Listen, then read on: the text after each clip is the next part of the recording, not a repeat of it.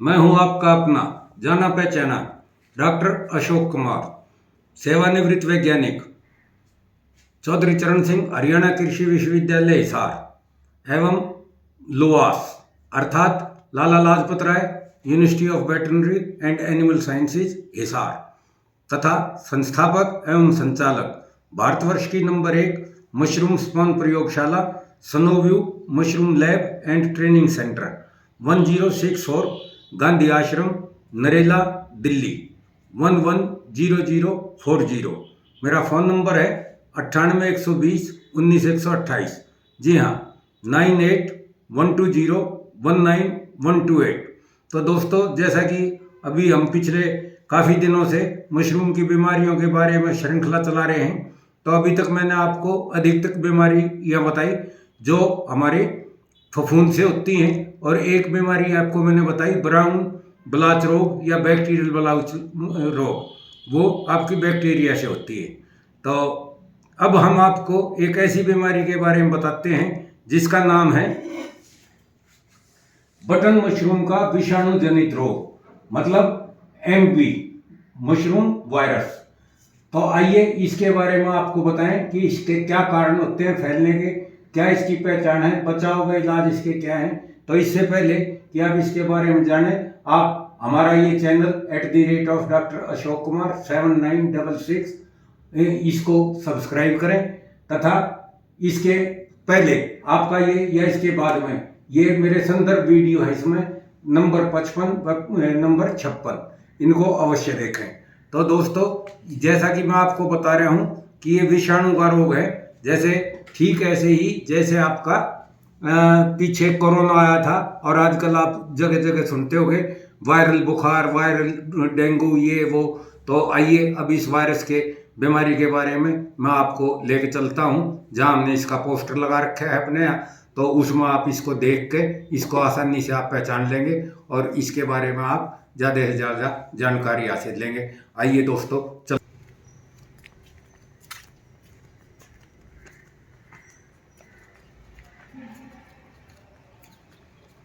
तो दोस्तों, ये है विषाणु जनित रोग, वायरल डिजीज, मशरूम वायरस, मतलब एमवी शॉर्ट फॉर्म में से कह देंगे। तो ये इसको जलीय तना या डाई बैक रोग भी बोलते हैं। तो इसमें देख रहे होगे दोस्तों आप कि किस तरह से ये मशरूम लंबी लंबी डंडी की हो जाती है, और ये ग्रिल्स इसकी यहाँ खुली हुई है। तो इसमें आप लंबी और टेढ़ी डंडी देख रहे होंगे, और ये गुच्छों में कहीं कहीं निकलती हैं, कहीं कहीं इसमें वैसी मशरूम भी निकलती है।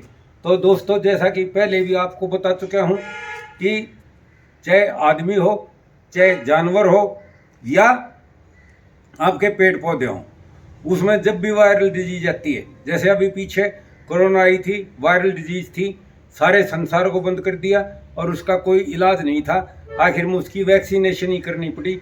इसी तरह पशुओं में भी वैक्सीनेशन करते हैं, और आदमियों में भी तरह तरह की बीमारियों का वैक्सीनेशन है। लेकिन अभी इसमें जो है आपका ऐसा कोई वैक्सीनेशन नहीं आया। और ये जो बीमारी है, ये हमारे यहाँ भारतवर्ष में सबसे पहले 1948 में एक हमारे डॉक्टर तिवारी और डॉक्टर सिंह द्वारा बताया गया है, उन्होंने ये पकड़ी थी। आज भी कहीं कहीं ये बीमारी दिखाई देने में आती है। और इसका जो वैसे तो मशरूम का जो कवक जाल है, वो केसिंग मृदा में वृद्धि नहीं कर पाता, या दिखने के तुरंत बाद ही छिप जाता है, लुप्त हो जाता है, और एक आध जगह पर ही मशरूम गुच्छे में दिखाई देती है। नंबर 2, अगर मशरूम के पिनहेड निकलते हैं तो वो केसिंग सतह के नीचे ही होते हैं। अगर फल केसिंग सतह से ऊपर निकल भी आते हैं तो इसके गिल्स खुले रहते हैं। जैसे देखो दोस्तों, ये खुले हुए हैं गिल्स, ये ऊपर से जैसे टोपी खिलती है। और इसमें एक और दिक्कत होती है कि जैसे ही आप तोड़ोगे या हाथ लगाओगे तो इसकी ऊपर की टोपी फट से नीचे गिर जाएगी, आपकी मशरूम भी गिर जाती है। तो ये इसकी बहुत तगड़ी पहचान है कि आपकी मशरूम गिरने लग रही है। और ये बीमारी न केवल हवा वगैरह से फैलती है, ये बीमारी आपका जो है विषाणु जनित रोग, ये संक्रमित स्पॉन द्वारा भी ये बीमारी मशरूम फार्मों पर जाती है। और एक दूसरे के जो हाथ लगते हैं, जब तोड़ोगे तो आप मशरूम तोड़ते समय उसको संक्रमित मशरूम को भी हाथ लगेगा आपकी लेबर का, और दूसरे को भी हाथ लगेगा। वैसे कायदा तो ये है कि पहले आप वैसे तोड़ लो और संक्रमित मशरूमों को बाद में तोड़ो, और वहाँ उनको साथ के साथ उसमें एक लिफाफा लो और उसी में वहाँ कर दो, और उसके बाद उसको आप अच्छी तरह से दबा दो। मैं बार बार कह रहा हूँ दोस्तों कि जो बीमारी के अवशेष हैं या मशरूम की कटिंग के अवशेष हैं, उनको आप अपने फार्म पे ऐसे मत फेंका करो कि गए और आपने फेंक दिया, वो वहाँ सड़ रहे हैं, वो वहाँ बदबू कर रहे हैं, उसके बाद हवा चल रही है, उसमें से तरह तरह के विषाणु और आपका उसमें फंगस और उसमें आपके बैक्टीरिया वो निकल के हवा के साथ आपके इधर उधर आपके फार्म पे फैल रहे हैं, आपके रास्ते फैल रहे हैं, और आपकी लेबर और आपके आने जाने वाले भी उसी जगह से जा रहे हैं, तो वो आपका बीमारी फैलेगी।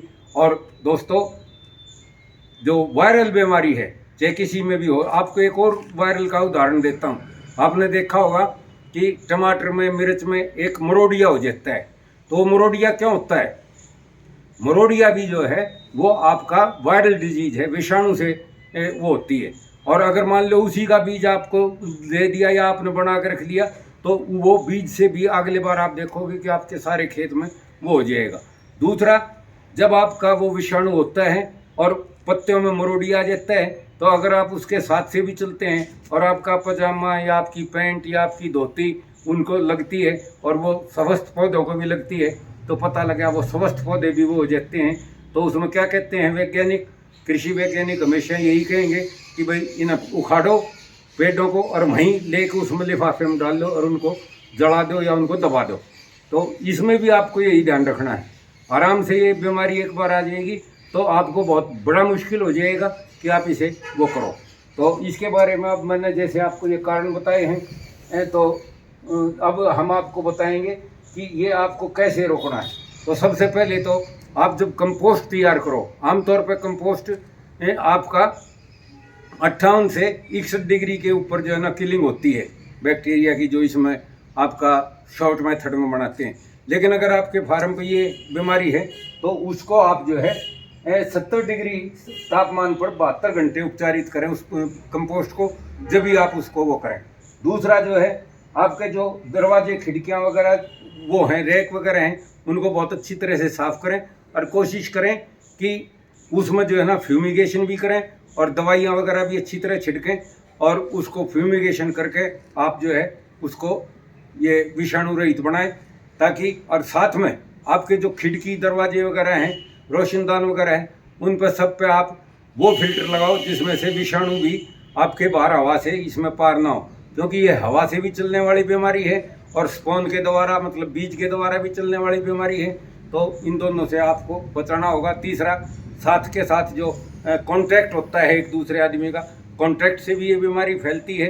तो इस बीमारी के फैलने का आप ये मान के चलो कि ये जैसे मनुष्य में कोरोना आया था, ये इसी तरह से आपका मशरूम का कोरोना है, विषाणु जनित रोग, एमवी वायरस इसका नाम दिया गया है। और आप इसको जब भी वो कर सकते हैं कि आप इसको सही ढंग से अपना वो करोगे, कंपोस्ट अच्छी तरह से बनाओगे, फार्म और आपके मशरूम गृह और आपकी टनल वगैरह इनको सबको अच्छी तरह से संक्रमित रहित करोगे, संक्रमण रहित करोगे, जब ही जाकर आपकी बात बनेगी। और जो पक्के मशरूम फार्म है, एसी मशरूम फार्म है, उन्हें जो है ना स्टीम के द्वारा अपने कमरे जो है ना कुक आउट करने चाहिए, और उससे के बाद ही उसमें मशरूम लगानी चाहिए, और प्रीमिसेस बहुत साफ़ सुथरी रखनी चाहिए। तो जब भी आपका ये बीमारी से बचोगे।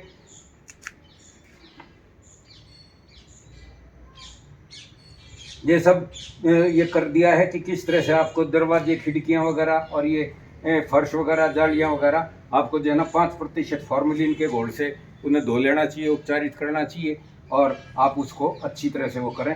और मशरूम गृह में हवा में आने जाने वाले स्थानों पर फिल्टर वगैरह लगाएं, और इसको धूल वगैरह से इन फिल्टरों को बचाएं, साफ़ सफाई रखें। स्पॉन को जो है ना इसमें जो है आपको अच्छा स्पॉन लेना चाहिए, अच्छी उससे लेना चाहिए। और ये आप इसके हिसाब से जो है आप इसमें ये दवाई बता तो रखी है आपका फॉर्मल्डिहाइड के घोल से सप्ताह में 2 बार अवश्य गीला करें।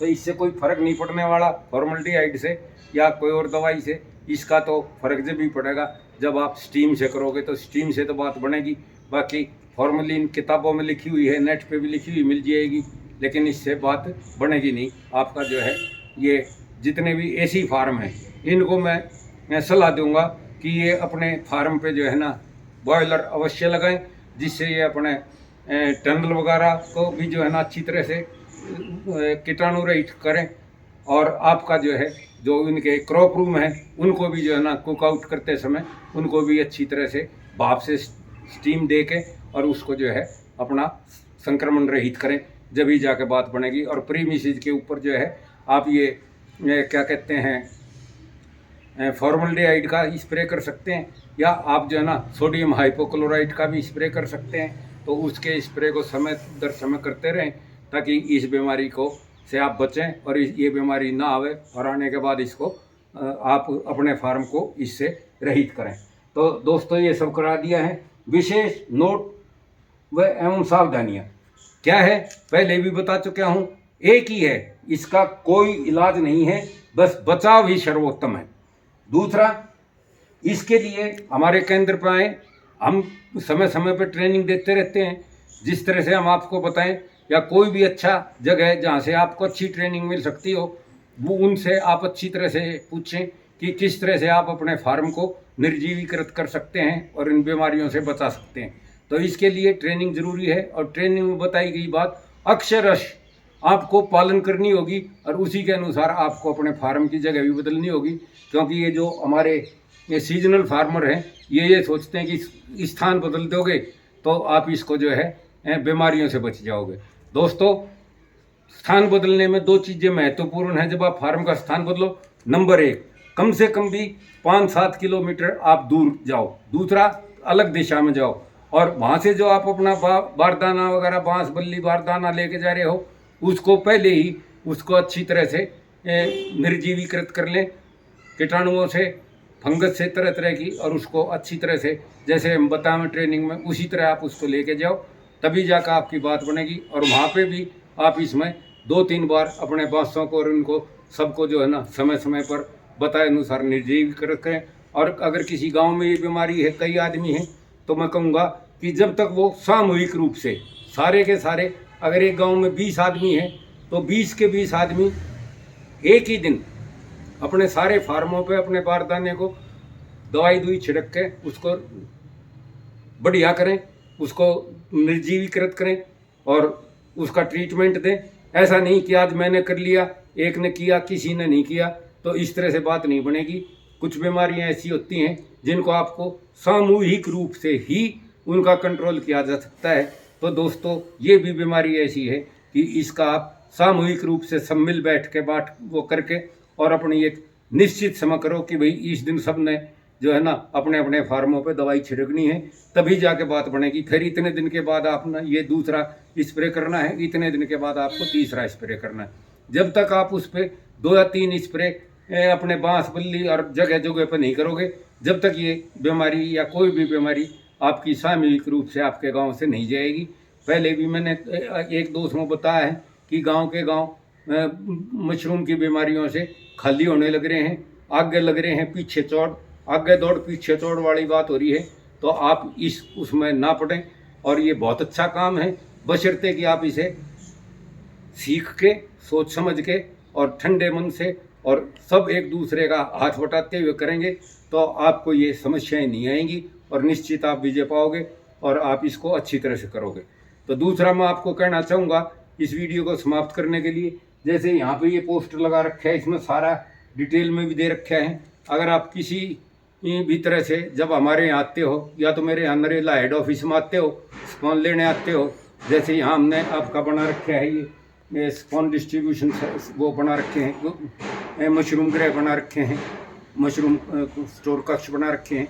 इसी तरह से हमने एक सेंटर खागा में भी खोल रखा है, वहाँ पे भी हमने ये कोल्ड रूम वगैरह लगा रखा है, और ये सारे पोस्टरों की प्रदर्शनी वहाँ पे भी लगा रखी है। आदमी हैं वो काफ़ी अब समझदार हो गए हैं, उसको कई बार हमने ट्रेनिंग भी दे चुके हैं, तो वो भी आपको बताने में सक्षम है। आपका बरेली में मेरा एक जौहरपुर है, सीवी गंज के अगेंस्ट अपोजिट में, वहाँ पे भी आदमी बैठे हैं, वहाँ पे भी ये सारे के सारे पोस्टर लगे हुए हैं। कभी भी आप स्पॉन लेने आते हो दोस्तों, जल्दी मत करो, कम से कम कुछ ना कुछ सीख के जाओ। जब भी आप हमारे कोई से सेंटर के पास से हमारे पास से आ रहे हो, आप आमने सामने बैठोगे, बातचीत करोगे, तो आपको कोई धक्का दे के बाहर नहीं निकालने वाला है। आपको कुछ ना कुछ ज़रूर बताएगा, ज़रूर आप उससे डिस्कस करोगे, ज़रूर कुछ ना कुछ सीख के जाओगे। तो दोस्तों हमारे सेंटरों पर आओ, कोई दिक्कत नहीं है। और जब कभी आपको किसी किस्म की दिक्कत हो, आप हमें फ़ोन करें। जहाँ से आपने, जिस सेंटर से आपने फ़ोन लिया है, वहीं पर आप बात करें, उनसे आप पूछें। अगर कोई दिक्कत होती है तो वो मेरे से पूछ के आपको बताएंगे, या कहेंगे कि आप मेरे से बात कर लो। और जो हमारे यहाँ से ले जाते हैं उनको भी मैं ये वो देता हूँ दिशा निर्देश कि आप मेरे से बात कर सकते हैं और जानकारी ले सकते हैं। लेकिन जानकारी उन्हीं तक है जो हमारे ग्राहक हैं। बाकी सब वीडियो देखो, सीखो, उसमें किसी को कोई एतराज़ नहीं है। लेकिन ये नहीं, ऐसी गैया नहीं पालेंगे कि जो दूध कहीं और जाके दे और मेरी खुरली में खाए। ऐसा नहीं चलेगा। आप अगर हमारे से जुड़ोगे, हमसे बंधोगे हमारे साथ, क्योंकि कहते हैं ना, दो हाथों से ताली बजती है। आप हमारे बिजनेस में मदद करो, हम आपके में करेंगे। ये नहीं कि आप कहीं से 5, 7, 10 रुपये सस्ता बीज लें और फिर हमारे को सिर दर्द करें, ऐसा नहीं चलेगा। बाकी अगर आप हमारे ग्राहक हो, आप हमसे फ़ोन लेते हो, आप हमसे जुड़े हुए हो, तो हम आपके लिए सदैव तत्पर हैं। तो दोस्तों अब इस वीडियो को मैं यहीं पे विराम देता हूँ, इसी बात के साथ कि दोस्तों सब मिल के काम करो। इस वीडियो को अधिक से अधिक सब्सक्राइब कराओ, अधिक से अधिक शेयर करो और सबको दिखाओ। आपस में बातचीत करो, विचार विमर्श करो, साथ मिल के काम करो। और कोई दिक्कत हो तो आप हमसे जो है ना सलाह ले सकते हो। लेकिन आपको सामूहिक रूप से मिल के चलना पड़ेगा, आपको सामूहिक रूप से बीमारियों के विरुद्ध लड़ना पड़ेगा। जब भी आप इसके ऊपर विजय पा सकते हो और एक अच्छी तरह से काम कर सकते हो और अच्छा लाभ कमा सकते हो। तो दोस्तों अब इस वीडियो को मैं यहीं पर विराम देता हूँ। टाटा, बाय बाय, नमस्कार।